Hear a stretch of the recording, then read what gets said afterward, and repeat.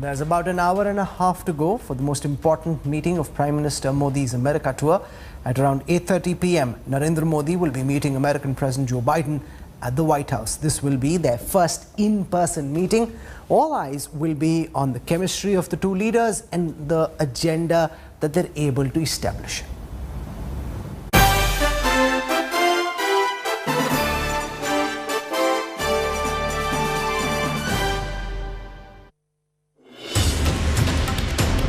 It's a meeting that will have repercussions across the globe spectrum. The leaders of world's oldest democracy and world's largest democracy face to face as the world closely watches. US President Joe Biden will be hosting Prime Minister Narendra Modi at the White House on Friday. This will be the first time Joe Biden is meeting Prime Minister Modi in person after being elected as the President of the US. The last time Joe Biden met Prime Minister Modi in person was back in 2014, when Biden was the Vice President under Barack Obama's presidency. The two leaders last spoke on the phone in April during the peak of the COVID crisis, when Prime Minister Modi thanked the US for its support and solidarity in time of need. In the last 6 months, a lot has changed. The global economy is shaky. Taliban is back in Afghanistan, and China is aggressively widening its influence. The two leaders will have their task cut out, from vaccines to climate change to defense. Tonight's meeting will have a lot riding on it. Bureau Report, India Today. For a sense of what to expect, we're joined at this moment by former Deputy National Security Advisor, veteran diplomat Leena Ponappa. With us for a perspective from Washington, D.C. Is Seema Sirohi. Also with us on this broadcast for a perspective from Pakistan, because you had Kamla-Harris question Pakistan's role in shielding terrorists. Kamar Chima joins us. We have Mukesh Aghi. He's the President and CEO of the US-India Strategic Partnership Forum. And Adil Brar joins us. He is an expert on China and is reading the tea leaves to give us a sense of what the mandarins in Beijing are making of the first Quad meeting. I want to go across first and foremost to our Foreign Affairs editor, Geeta Mohan. She's right outside the White House reporting for us tonight. Good morning, Geeta. I see that the Prime Minister is keeping everyone on their toes, quite literally. Give us a sense of what our viewers should expect in this first meeting between Prime Minister Modi and Joe Biden on the back of what happened between Kamla-Harris and Narendra Modi yesterday. What does the MEA think? What does the PMO think? How did that meeting go? Geeta. Well, it was a very good meeting, Rahul. It set the tone and tenor for what is going to be expected here at the White House in some time from now, when Prime Minister Narendra Modi and President Biden meet, followed by the big first in-person Quad summit. But before that, let me just show you a bit of color over here. If you see, Rahul, the Indian community, you cannot miss it. They always are here to welcome Prime Minister Narendra Modi. They did that yesterday, and they're here today as well. There you go, all of them waiting outside White House just to get they have planned a cultural program over here to welcome Prime Minister Modi. They waited outside to get a glimpse of Prime Minister Modi as well. And there you go, they are all excited. Ma'am, if you could just join me and tell me, how excited are you that Prime Minister Narendra Modi is over here, and do you think there's going to be an important deliverable in terms of the meeting? I'm super excited, and I'm waiting to see him. A lot of people, Rahul, as always, you also reported from the ground over here, wait to see Prime Minister Narendra Modi, get a glimpse of the man. They've hardly been able to do that because of COVID restrictions. Not many people are allowed outside the hotel, but they've gathered here outside White House. So an important meeting expected in some time from now between Prime Minister Narendra Modi and President Biden. But like you rightly said, the meeting with Kamla-Harris was a fruitful and a constructive one, and set the tone and tenor for what is expected over here India, it is going to be COVID, climate, and conflict. These are important aspects that are going to be discussed between the two leaders, and the Quad leadership also will be meeting to discuss the very same. For India, situation in Afghanistan is a concern, and certainly terrorism emanating from Pakistan and Pakistan's support to terror networks in Afghanistan. Those issues are areas that India will certainly be raising. Geeta, we'll come back to you in a bit. I want to go across to Leena Ponappa for her sense, sitting as you are at this moment in India, on how these meetings are going, and also what people should expect in that first meeting. Was ordinarily, if it were a strict bilateral where you travel to a country to meet a head of state, there would be a structured agenda. But would this really be more get to meet each other in person? They've spoken on the phone, they've met each other virtually, but will this be more a get to know each other kind of meeting, ma'am? Well, I think now that Joe Biden is the president of the United States, the dimensions of the interaction are going to change. And I think to that extent, it's getting to know each other. But Prime Minister Modi has met Mr. Biden earlier, so they're not really new acquaintances. I think the context of this meeting is very important. One is, of course, the bilateral equation with, that India has with the United States, and that stands on its own. But in addition to that, there are so many critical issues happening around us. You and Geeta have already mentioned some of these.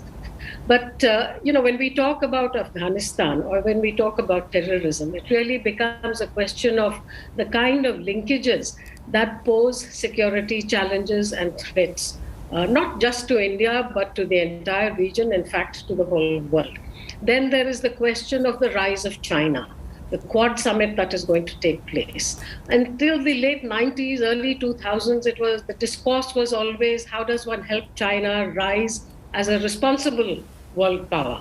I think it was recognized that it would be aiming for those levels in due course. But today the question is, how do you deal with not just assertive, but a very aggressive China, which makes no bones about its ambitions or its methods, whether it's creating artificial islands or violating other countries' territorial integrity. Then climate change is, of course, the larger global thing. But terrorism, it does not just get subsumed into what is happening in Afghanistan, but the global threat remains. And I think this is something that must not be lost sight of, because the fact is that the support that Pakistan gives terrorist groups, and I cannot think of anything more richly and cynically ironical than UN declared terrorists being declared members of the Afghan cabinet with open support from Pakistan, and the attempt to try to accept them, to legalize their status. I think there's something very strange in terms of the attempts to make this kind of linkage, and it has to be dealt with. Adil Bras must have no place to hide, and the FATF legal, administrative, diplomatic, and security measures all have to be put in place to deal with this. Adil and Bras, trade and economy, of course, remain of interest. Adil, how are the mandarins in Beijing viewing this first summit of the Quad as the first in-person meeting? We've seen some noises being made in China, but how disturbed or perturbed are they by what's going on in Washington, D.C.? Thanks, Rahul, for having me on the show. At the moment, the Chinese side is viewing Quad as an early organization because they are not quite sure if the internal politics in India or US or Japan can come together to form a new security alliance. Because in China, they think that US has not been able to form a new alliance after Cold War. So they are not exactly concerned about the Quad summit in Washington, D.C., but they were more concerned about the new security pact between Australia, the UK, and the US. And that pact is being described as more threatening to China versus the Quad summit. They are particularly thinking of the Quad summit as a grouping that might even collapse at some point. And they think that the grouping might have some impact on COVID-19 vaccine or other aspects of cooperation, but they don't see that Quad could become a military alliance. Kamar Chima, we saw from the American Vice President strong words towards Pakistan, especially from the readout that Harsh Shringla took people through. Questions being asked about Pakistan's role in shielding terrorists. Once again, Pakistan emerging at the world stage as a global embarrassment for its role in allowing terrorists to operate freely from its soil. Well, there are two things to understand. The first is the American humiliation in Afghanistan, where even the American partners decided that what the Americans have done in Afghanistan was a humiliation for the entire NATO and the other countries. So this is one thing where the Americans are annoyed with the Pakistan, and we have nothing to do. They fought the war. They couldn't win it. They couldn't win the Afghans, and the apparatus they installed was corrupt. The second point is the global regional architecture which is being established in Indo-Pacific, where Pakistan is not siding with the Americans and we are on the Chinese bloc. The Americans are really pushing us to take side, and we don't want to take a side. We want to keep a relation with the Americans and the Chinese alike, and for that, we have told the Americans, so if they will want to make a scapegoat, if they want to scapegoat for their failures in Afghanistan and for the competition with the China, they want to punish us or they want to go for some sort of an extreme step, the Americans can do this. But we are not going to take whatever happened in Afghanistan. That was their failure. They need to accept it. And what is coming up in Indo-Pacific, we are not going to be the party to that. So this is a position which the Americans don't like. This is a position which the American administration and Biden's administration have understood that Pakistan has put its eggs in the Chinese basket, but we have not put the eggs in the Chinese basket. We are keeping a balance which is very difficult to keep.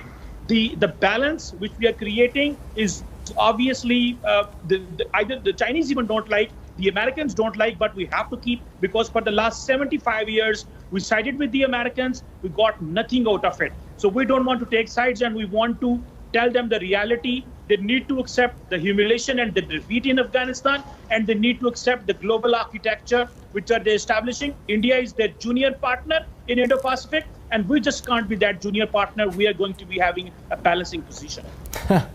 Mukesh Agi, how did the meetings with those 5 top American CEOs go yesterday? As the President and CEO of the US-India Strategic Partnership Forum, what's your sense of how America Inc. is viewing the India story at this moment? Well, America views India as a critical partner, not just only on the global scenario, but also from an investment and technology destination. The meetings which took place were focused on vaccine issues, focused on 5G, focus on setting up a chip semiconductor plants in India. You have to understand, for America, American companies, India is a country which helps them de-risk their supply chain from China. It is a country which has a potential to be a $10 trillion economy, and they want to be part of the growth story by investing more and more. If you look at the investments coming from the US, for the last 10 years have been going up on the average 20% on an annual basis. And this year, overall investment was roughly around $75 billion. And India needs roughly $100 billion investment on an annual basis to realize its dream of $5 trillion economy. So I think the American companies, America views India as a critical partner, both geopolitically, economically, and also in vaccine diplomacy. So I think it's a win-win for both countries and people, and we look forward to a successful summit which is taking place today. You know, while Prime Minister Modi's camaraderie with former President Barack Obama and Donald Trump was quite evident, the critical question is the kind of personal camaraderie that the Prime Minister will be able to establish with Joe Biden. They've met in the past, but remember, Prime Minister Modi was also seen by many in the United States as having taken a stance suggesting that he'd be more comfortable with Donald Trump coming back to power, even though that's something the Indian government said was a wrong interpretation. This crucial meeting and their ability to strike a personal rapport has been a critical part of how Prime Minister Modi likes to do his diplomacy.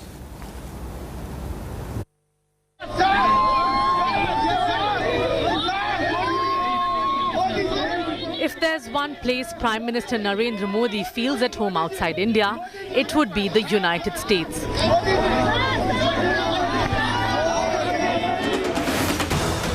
In the 7 years he's been the Prime Minister, this is his 7th visit to the country. And over this period, he has interacted with 3 presidents, Joe Biden, the latest. Indo-US relations under Modi are also about the personal touch he brings to the negotiating table. President Barack Obama, for instance, is friend Barack.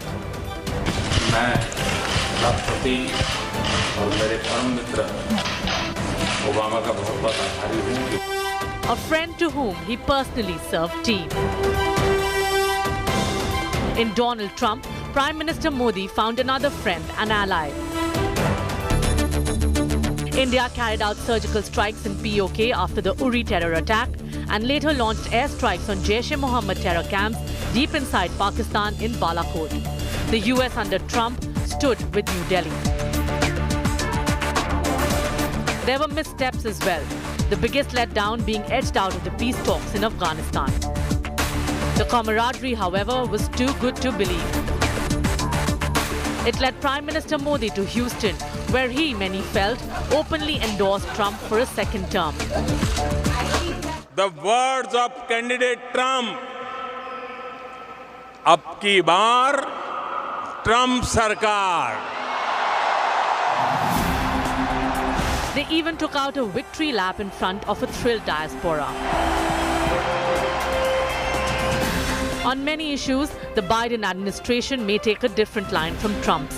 If Trump was silent when India abrogated Article 370 in Jammu and Kashmir, Biden and his Democrat colleagues during the presidential campaign had criticized the decision, much to our discomfort. But much has happened since then.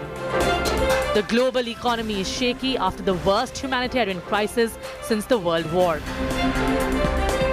The Taliban is back in Afghanistan, posing an even bigger terror threat to the world. Pakistan continues its old game of blackmail diplomacy. The Chinese are spreading their influence aggressively. The world is no more unipolar. There are fears of another Cold War.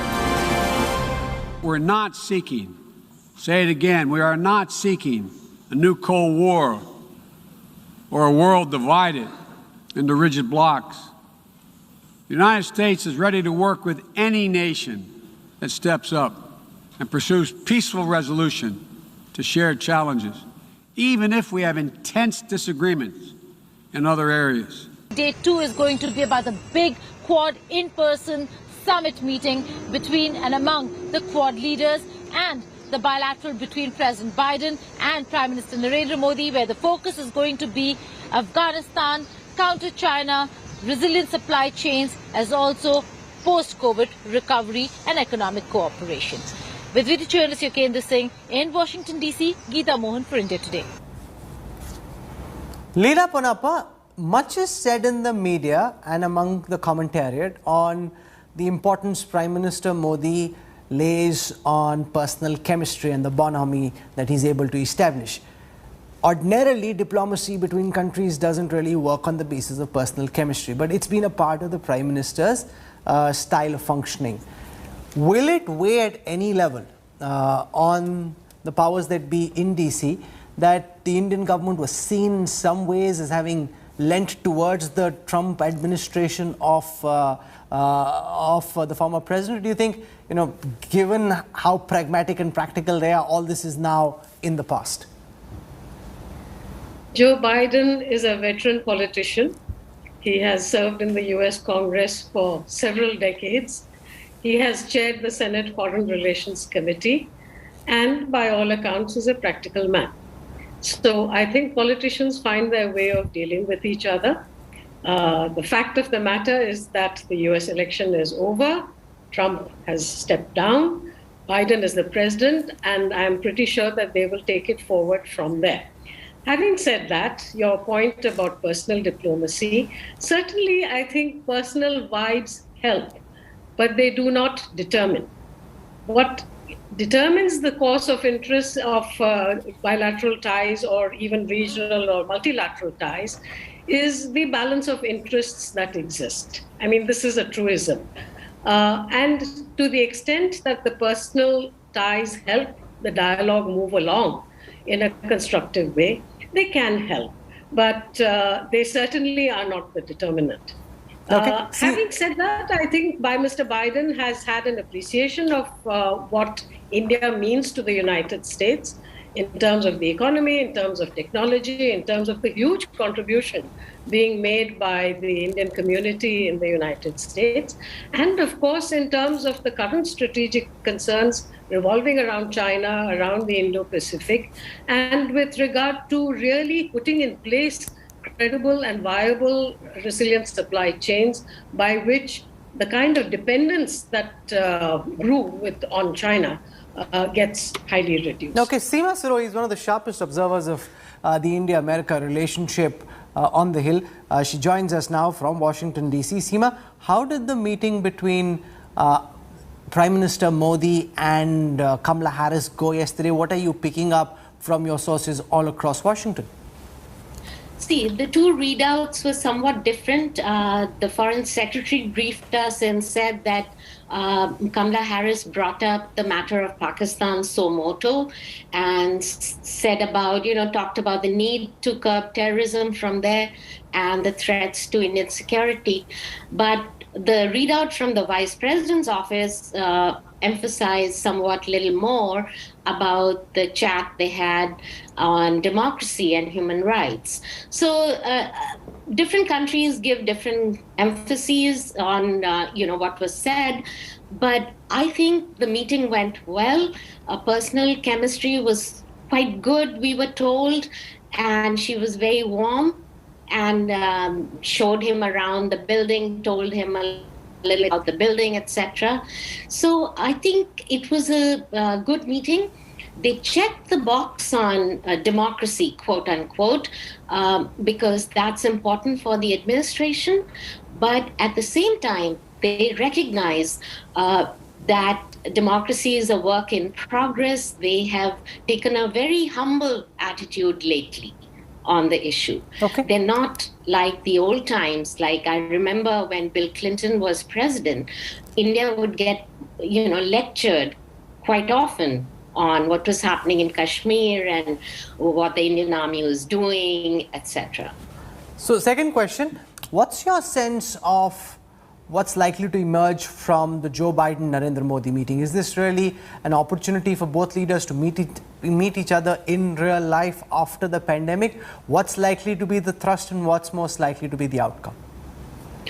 I think from the Indian side, the top of the agenda item would be Afghanistan, the security situation that is likely to emerge there, Afghanistan becoming a safe haven for various terrorist groups again. That would be one thing.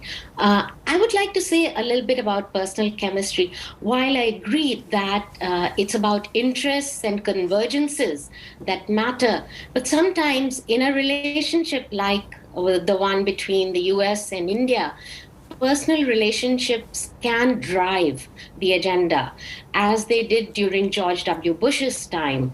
If it weren't for the personal dedication of Bush and Condoleezza Rice, we probably wouldn't have got the nuclear deal.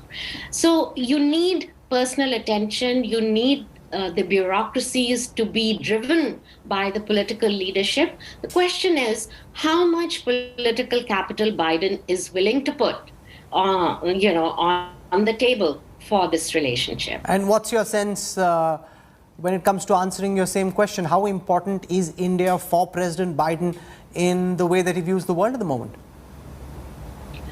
India is very important. It's an integral part of the Indo-Pacific policy. And as Biden has said, that he got out of Afghanistan in order to focus on the challenge of China. In that, India plays a crucial role. So I think the relationship stands on very solid grounds. And the question is, how will the Quad take things forward? Will it be only about vaccines and climate change and emerging technologies, which no doubt are extremely important? But the military element that has now gone to AUKUS, the new alliance, how do the two alliances work with each other is the question. Are they going to be complementary? Because Quad was supposed to be the thing for the Indo-Pacific, if you remember, when it was unveiled. Now we have AUKUS. So the interaction and the interplay between the two should be clarified, and hopefully... But Leena Ponnappa, does the existence of an Australia, UK, US military alliance put pressure on India and Japan also to head in the same direction, which is not something that they're particularly keen on? Or to the contrary, does it then lessen the pressure on India and Japan's leadership that you already have an Australia, US, UK military alliance, and therefore Quad can be more about, you know, coming together in terms of ideas, but not necessarily in terms of militaries? Quad is still taking shape. It's work in progress. And I think many of the discussions, both at the official and the political level, are exploratory in nature. They're trying to define themselves, and I think it will be a little while before we get clarity on precisely which way they head, depending, of course, on how developments in the region also play out. So I think it's a little too soon to tell. Having said that, I don't believe that the fact that you now have this AUKUS set up it makes it mutually exclusive. I think each of them can follow similar interests. After all, you find terrorism or freedom of navigation or trade virtually in every joint statement communique between countries. So now these are not mutually exclusive, and I don't think that's necessarily true in the Indo-Pacific either. So, thirdly, let's not forget that the United States has had the UK, Australia, Japan, Korea, Thailand as long-standing allies. I'm not just talking about SEATO and the like, but even now there are bilateral treaties between them by which there are guarantees given for respective security. The United States has troops at Darwin in Australia, and of course the alliance with Japan goes back virtually to the early 50s. So I don't think any of these is mutually exclusive. To look for results immediately and say this is one and that is another would be somewhat premature. Okay, fair point. I want to take a very quick break. I'll have more for you on the other side when we come back. There's about an hour to go for the big Mojo meeting. Modi and Joe Biden, and we'll have details on the other side. We'll also go across again live to Washington. We've got guests in Pakistan, we've got guests in Washington DC, in New Delhi.